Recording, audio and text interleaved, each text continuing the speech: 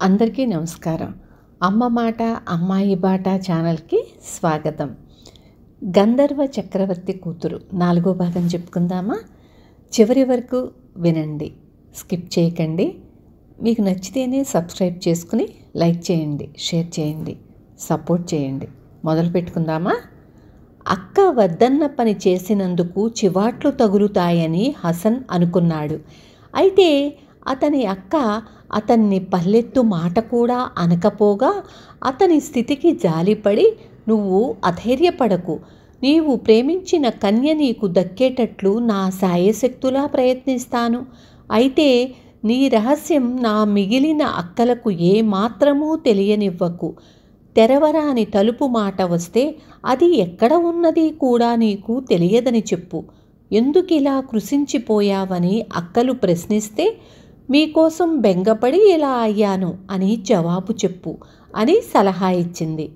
తరువాత ఆమె తన అక్కలతో, పాపం హసన్ ఒంటరిగా ఉండి మన కోసం బెంగపడి మంచాన పడ్డాడు.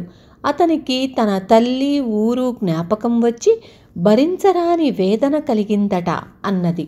ఇది విని రాకుమార్తెలు ఎంతో నొచ్చుకొని అతని వద్దకు వచ్చి ఎన్నో రకాల ఉపచారాలు చేశారు. అతని చేత ఆహారం తినిపించారు. తమ తండ్రి దేశంలో చూసిన వింతలన్నీ అతనికి చెప్పారు. ఈ విధంగా 1 నెల రోజుల పాటు వారు అతనికి ఉపచారాలు చెయ్యగా హసన్ కొంతవరకు కోలుకున్నాడు. తరువాత ఒకనాడు రాకుమార్తెలందరూ వేటకు బయలుదేరారు. కడగొట్టు రాకుమార్తె హసన్కు తోడుగా ఉంటానని ఉండిపోయింది.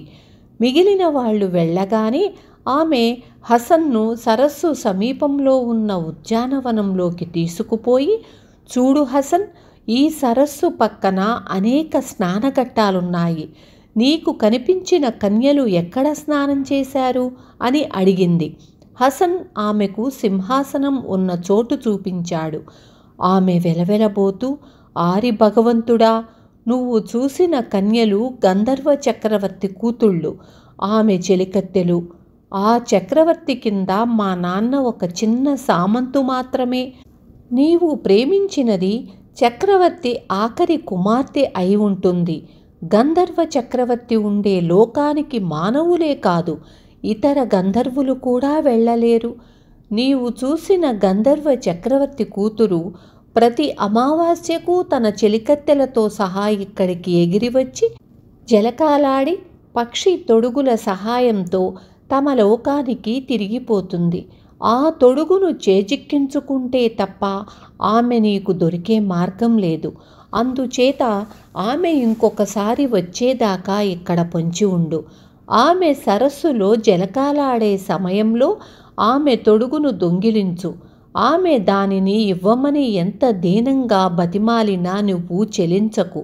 చెలించిపోయి ఆమెకు ఆ తొడుగు ఇచ్చావో, నువ్వు, నీతో పాటు మేము, మాతో పాటు మా నాన్న అందరము సర్వనాశనం కావటం నిశ్చయం. నువ్వు గుండె రాయి చేసుకొని ఆమెను జుట్టు పట్టుకొని జరజరా ఈడ్చుకు వచ్చేయటం ఉత్తమమైన పని. అలా చేస్తే ఆమె నీకు లొంగి వస్తుంది. ఆ తరువాత ఏమవుతుందో చూద్దాం అని సలహా ఇచ్చింది. హసన్ ఈ మాటలు విని ఆనందంతో తన్మయుడైపోయాడు. మర్నాడు అమావాస్య. చీకటి పడగానే హసన్ సరస్సు వద్దకు వెళ్ళి మెట్లకు సమీపంలో దాక్కున్నాడు. కొంచెం సేపయ్యాక చక్రవర్తి కుమార్తె, ఆమె చెలికత్తెలు ఎగురుతూ వచ్చి వాలి తమ పక్షి ఉడుపులు తీసేసి నీటిలోకి దిగారు. హసన్ దడదడలాడే గుండెతో ఆ ఉడుపులను సమీపించి తన ప్రియురాలి ఉడుపు సంగ్రహించి మళ్ళీ వెనక్కి వెళ్ళి దాక్కున్నాడు. కొంతసేపయ్యాక చక్రవర్తి కూతురు నీటి నుంచి పైకి వచ్చి తన ఉడుపు మాయం కావటం గమనించి గట్టిగా కేకలు పెట్టసాగింది.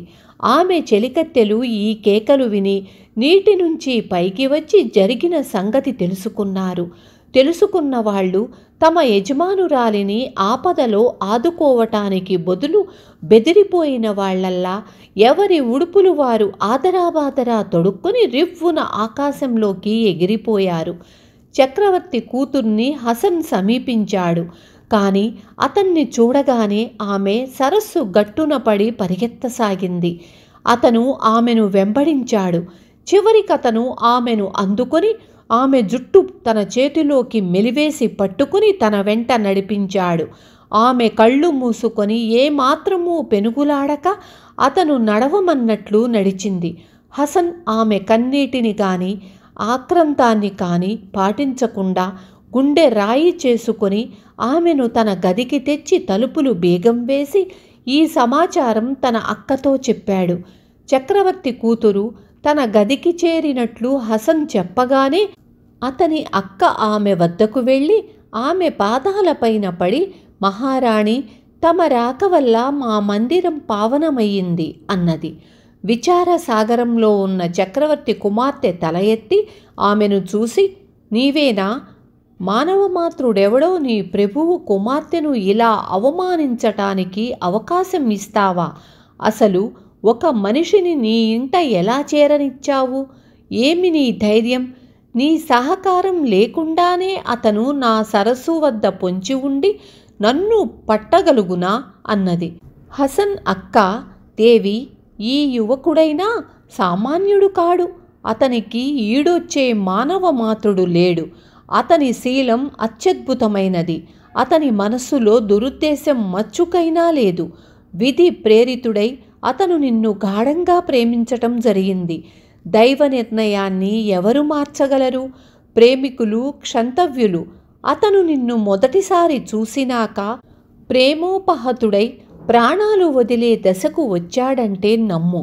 నీ వెంట సాటిలేని అందగత్తెలు మరి 9 మంది ఉన్నప్పటికీ అతని మనస్సును నీవు మాత్రమే ఆకర్షించగలిగావు అన్నది. ఈ సంగతి విన్నాక చక్రవర్తి కుమార్తె తనకు విమోచనం ఉండదని గ్రహించి ఒక నిట్టూర్పు విడిచింది. హసన్ అక్క ఆమెకు మంచి దుస్తులు కట్టబెట్టి భోజనం వడ్డించింది. ఆమె విచారాన్ని తగ్గించడానికి చేయదగిన ప్రయత్నాలన్నీ చేసింది. చివరకు చక్రవర్తి కుమార్తె, నాకు మా తండ్రి నుంచి జన్మస్థలం నుంచి ఎడబాటు విధించి ఉన్నది కాబోలు. విధిని ఎలా తప్పించుకోవటం అన్నది. తమ చక్రవర్తి కుమార్తెకు కొంత ఉపశమనం కలిగించి అక్క హసన్ వద్దకు వచ్చి, నీ ప్రియురాలి మనసును నీకేసి తిప్పుకో. ఆమెకు చూపవలసిన మర్యాదలన్నీ చూపు. మాట్లాడేటప్పుడు సౌజన్యం ప్రదర్శించు అని హెచ్చరించింది. హసన్ చక్రవర్తి కుమార్తె వద్దకు వచ్చి ఆమె ఎదుట నిలబడగానే చక్రవర్తి కూతురు అతన్ని ఆపాదమస్తకం పరిశీలించి అతని అపూర్వ సౌందర్యం గమనించి కొంతవరకు మెత్తబడింది. హసన్ ఆమెతో, రాకుమారి, నేను నీకు బానిసలాంటివాణ్ణి. ఏ విధంగానూ నిన్ను బలాత్కరించాలనే ఉద్దేశ్యం నాకు ఏ కోశానా లేదు. శాస్త్రవిధిననుసరించి నిన్ను వివాహం చేసుకోవాలనే నా కోరిక. పెళ్ళి అయినాక మనము నా జన్మస్థలమైన బాగ్దాదు నగరానికి పోదాము. నీకు కావలసినంత మంది దాసదాసీలను ఏర్పాటు చేస్తాను. అక్కడ మా అమ్మ ఉంది. ఆమెను మించిన యోగ్యురాలు ప్రపంచంలో ఉండబోదు. ఆమె నిన్ను తన కుమార్తెలాగా చూసుకుంటుంది. ఆమె వంట అద్వితీయమైనది. నీకు దివ్యమైన భోజనం చేసి పెడుతుంది అన్నాడు. చక్రవర్తి కుమార్తె అతనికి జవాబు ఏమీ చెప్పేదో గాని ఈలోగా ముఖద్వారం తట్టిన చప్పుడు వినపడింది. అది తెరిచే పని తనది కావటం చేత హసన్ పరిగెత్తి వెళ్ళి తలుపు తెరిచాడు. వచ్చిన వారు పెద్దక్కలు. వారు 6 వేట నుంచి తిరిగి వచ్చి హసన్లో కలిగిన మార్పు గమనించారు. హసన్ వారితో చక్రవర్తి కుమార్తె విషయం చెప్పక కొట్టి తెచ్చిన వేటలన్నింటినీ లోపలికి చేరవేశాడు.